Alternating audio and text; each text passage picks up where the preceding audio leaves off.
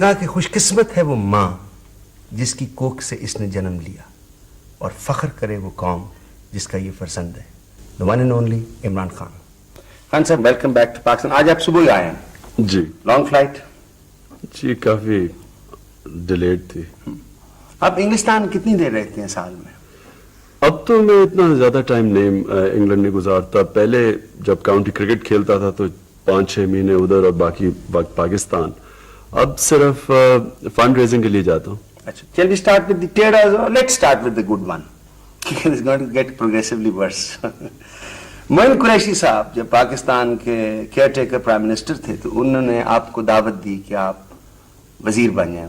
آپ نے انکار کیا. وجہ بڑی سمپل تھی. نہیں, میرے خیال میں کہ میں کچھ کر نہیں سکتا تھا وزیر بن کے. ایک تو کیئر ٹیکر گورنمنٹ تھی, اوپر سے میں ہاسپٹل میں اتنا بزی تھا. میں یہ اگر ملک کے لیے کچھ کر سکتا تو میں ضرور بنتا, لیکن میرے خیال میں 2-2.5-3 مہینے میں اگر مجھے وہ سپورٹس میں بھی اگر BCCP کا بھی چیئرمین بنانے تھے تو میں کچھ نہیں کر سکتا تھا.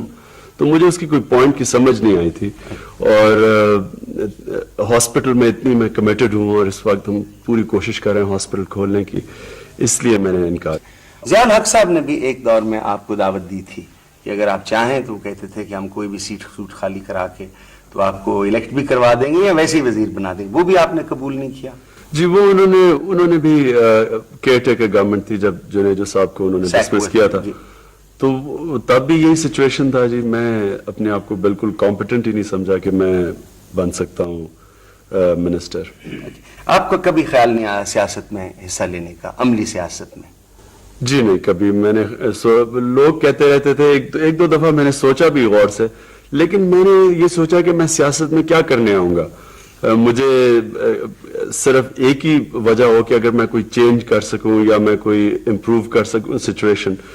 اور جو میں نے جب اس کے اوپر سوچا تو میں نے ریئلائز کیا کہ زیادہ اچھا ہے کہ سیاست سے باہر رہ کے انسان کر سکتا ہے. کم از کم اگر میں ہاسپٹل کے لیے پیسے اکٹھے کرنے جاتا ہوں, لوگ مجھے یہ تو نہیں کہہ سکتے کہ میں ووٹ لینے آیا ہوں. تو وہ زیادہ آسان تھا, نان کانٹروورشل, نان پارٹیزن بن کے سوشل ورکر, بجائے یہ کہ اگر ہر کوئی پرائم منسٹر ہی بن کے ملک نہیں ٹھیک کر سکتا.